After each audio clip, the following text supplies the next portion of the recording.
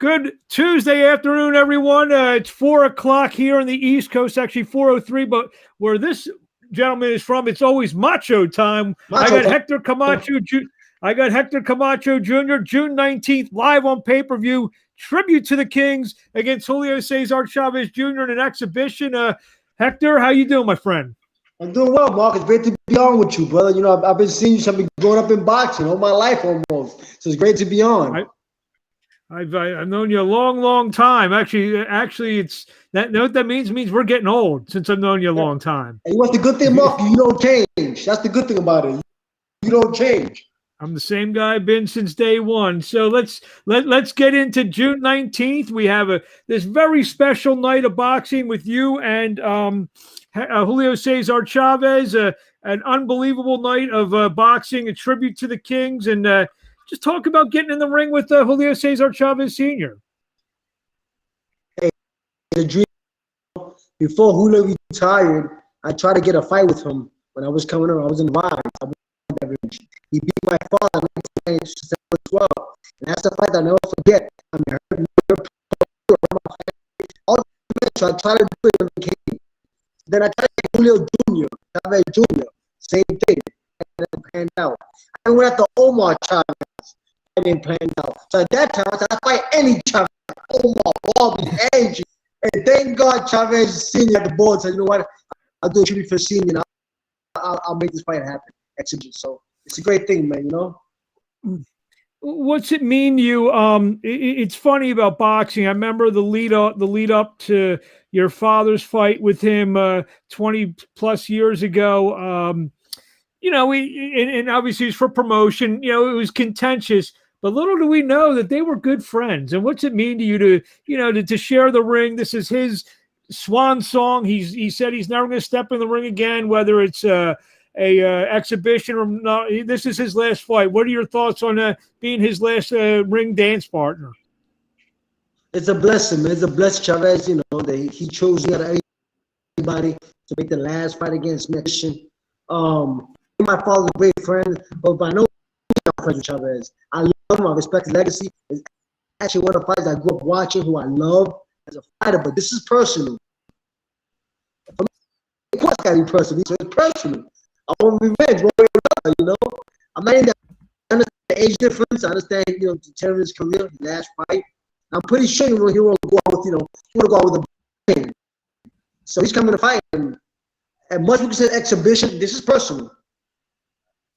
Also, this special card, you said, you know, you'll fight any Chavez. They're all going to be there. So maybe when they get done with their fights, you know, it sounds like you wouldn't mind fighting all three of them if you could. Hey, I want to fight all three of them the same. I'm training for a 12-round fight, Mark. I'm training for a 12-round fight. Like, it's a real fight. You want to do 6 rounds. I said, okay, let me do 6 with Chavez. I'll take 3 more. I think the last 3 with Julio. They laughed at it, but my plan is to look good, beat the old man up, so that one of his sons won't revenge on me. This obviously is an exhibition. Julio, you know, Senior, you know, is getting up there in age. Have you fought your last sanctioned fight, or can we possibly see you in the ring down the road? You know what, Mark? Boxing is a funny sport. It's a dangerous business. I'm blessed enough to be 42 and still go in the ring and still have my faculties together, everything together. But this is a dangerous sport, man. Any shot can end it for anybody. But I'm not focusing on what's next. I'm focusing on Julio looking good in the exhibition. It might be my last fight. I'm approaching my last time in the ring. Let's see. You know, 42 years old, not an age you want to be in the ring with. You know, the young boys. You don't want to be in there with the young boys this age. So, who knows? It might be my last. This show, it's called Tribute to the Kings, which means a tribute to the Chavez family, a tribute to Anderson Silva, who's considered the greatest MMA fighter, and also a tribute to the Camacho family and the Alvarez family as well, with Ramon on the card, and also a tribute to the Camacho family. Being in this fight is the day before Father's Day. Does this have, how much extra meaning is this for you? Big time. I'll kick his butt in Mexico. No, big time, you know. And Father's Day, I'm sure my father looking down with a smile on his face. We thank Julio for giving the opportunity. If Julio won, it would never happen. So I'm thankful to Julio. But when the bell rings, all that love, or the friendship get tossed out the window the next 6 rounds. Obviously, there's been a lot of renewed momentum about your father recently with the documentary that came out on Showtime several months ago. I'm sure you watched it. I thought it was beautifully put together. What were your thoughts on it? A great job at the draft. I have my hands on it as well. I was hands on in Puerto Rico, take everything to the hood, to the cities, my father's house, my grandma's house. I mean, it was a great documentary. Hands down, of course, one of the best I've seen. But I think it tells shit light on my father's life. People know him inside the ring, but outside the ring, he was a hell of a person, big-hearted person. People loved him. Yeah, he was cocky in the ring, but outside the ring, he was humble. He's from New York City, man. I will say this: he was probably one of my first favorite fighters. Being I was 7, 8 years old, I knew on CBS on a Saturday afternoon or ABC or one of the networks, I would be able to see Hector Camacho. And I guess people around my age or people got into boxing around that age, a lot of them probably feel the same because he's one of the first guys that I remembered as a pro fighter, and I used to love. In fact, I was there March 1st, 1997, when he retired the great Sugar Ray Leonard in Atlantic City. You know what? You had to love Macho Camacho. You had no other choice. He fought the best. His outfits, his ring entrance. Even to this day, Mark, you watch boxing, about 90% of boxers wear the Macho Camacho type boxing trunks. The young guys. And I'm pretty sure they didn't even know who they got it from. Who the originator, who the pioneer was Hector Macho Camacho. I go down in history. I'm proud of that. Do we expect you? I mean, if this is your final ring appearance, will we see something flamboyant from you walking into the ring in front of maybe 40, 50,000 people in Guadalajara, Mexico? Well, there's a saying that apples don't fall far from the tree. So it's macho time, it's last camera action. Hey, tune in June 19th. What's in boxing today? You obviously you're a great amateur fighter, you're a great pro fighter. What in boxing today kind of gets Hector Macho Camacho Jr. To tune in. It's tough. The game has lost a lot. It became more of a business than a sport. Oh, it's been a business, but for us fighters, it's more of a business than a sport. We're losing that touch a little bit when the best fighters want to face each other. You got the young fighters out there, the Ryan Garcia, the Tank Davis, that's willing to put on the line, the Fima Lopez. You have those, but I'm back into boxing, not just for myself, to get back to the sport of boxing. Probably after I own my own promotion company and teach the fighters what it is, about being a fighter, how to market yourself. Financial courses. 90% of those fighters, we retire broke, Mark. You know that. Yeah, 90% fighters broke. You have no union, you have no retirement fund, no 401k plan. You got to change your boxing. Julio Sr.'s last fight, I'm sure, against Jorge Arce, they stood in there, and that didn't look like an exhibition fight. They stood in there and they traded, they went to war. Can we expect that from you on Saturday night, June 19th, live on pay-per-view? Without a question. I'm training hard. I'm not going to let my youth overcome them by boxing, moving around the ring. I plan to stay there toe-to-toe with them, bang it out with them, and let's see who's more macho.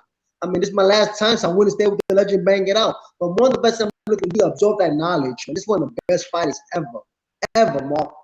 It's a blessing going inside the ring, sharing the ring with him, and absorb that knowledge. Man, this hands down one of the greatest Latino fighters ever.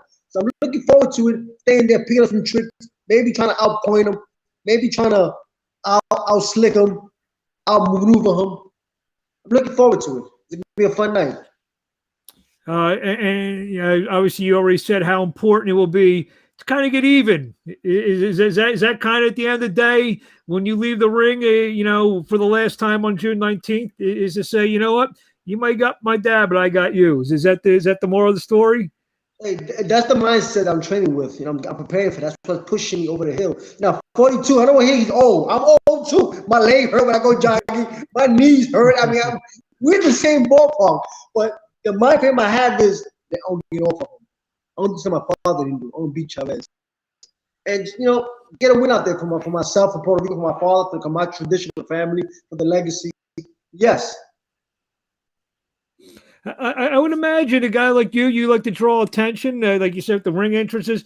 You're excited to walk in the ring against 50,000 people who probably do not like you a little bit. You know what? If you're a young kid, we all dream of this. If you want to be a baseball player, we all dream about the last inning. in the last home run to win the game. If you're a basketball player, you always dreamed about going to other opponent's court, home court, hitting the last shot to win the game. As a fighter, I dreamed of this. Walking into enemy territory in front of thousands of people and performing. I dreamed of this night. There's a reason why I'm here. There's a reason it's happening. So yes. I'm going to absorb everything. Maybe my last ring walk. So yes, let me take it all in. What do you want to say to the fans out there before we see you on Saturday night, June 19th, live on pay-per-view, tribute to the Kings? Support the legacy. This is much more than Mexico versus Puerto Rico. This is show the world that the best fighters are Latino-American fighters, Latino fighters. You've seen the last true great, Julio Cesar Chavez in the ring for the last time. I'll make sure that. But you're going to see the last great Julio Cesar Chavez in the ring the last time. On the legacy, on these two kings. I mean, it's macho time. And like I said, I agree with you. This is much more, it's about boxing fans paying tribute to Chavez, to the Camacho family, to Anderson Silva, who, Grant was a boxer, but he was the top of his sport, to the Alvarez family. I mean, and plus there'll be other fights on the card. I mean, what more can you want in a night of boxing? Hey, big names. These are the household names in boxing. What better night? Yeah, you got other exhibitions going on. You got the Cotto versus the Marquez. You got this, you got that. But this is the last you see a true boxing great who opened the doors for all of us Latino fighters. For De La Hoya, he opened the door for my father did, Chavez did. So what you see from him on now with the Latino fighters, just keep in mind these fighters here open the door for us. And it's funny this weekend, Canelo's fighting, and there's going to be 70,000 people there. But there might not be a Canelo fighting in front of 70,000. If Julio didn't fight in front of 135,000 back in Mexico City. Absolutely. He opened the doors for all of us. Macho Camacho opened the door for the Floyd Mayweathers, for the De La Hoyas, the showmanship. Before Camacho, the Ali, Sugar Ray, then you had the Macho Camacho open the doors. Man, the costume, the outfits. I mean, yes, pay tribute to the Kings. There you have it. One last question. Where do we find you on social media? You can find me on IG, Hector Camacho 3, on Facebook, which I'm always on, Hector Camacho Jr. Oh, you hear the latest news? Tune in. Mark Abraham, 15 rounds. 15 rounds. There we got. Thank you for a few minutes of your time, Hector. I've known you a long time. Good friends of you a long time. Yeah. Can't wait to see you in the ring on Saturday night, June 19th, live on pay-per-view, tribute to the Kings. Order it now. Call your local pay-per-view provider, and it's going to be a great night of boxing. A special thanks to Saul Rios, Bodisteca Boxing, Toscano Boxing putting this event on. They believed in it and went through it. Thank you. Thanks to the boxing fans. It's Macho Time, June 19th. All Kings brought in Mexico. Let me tell you something. Like I started the interview, it's 4:15 now, but to me, it's always Macho time. That's what time God bless you, Mark. Thank you. Can't wait to see you. Thank you, and best of luck. Thank you. Thank you, brother.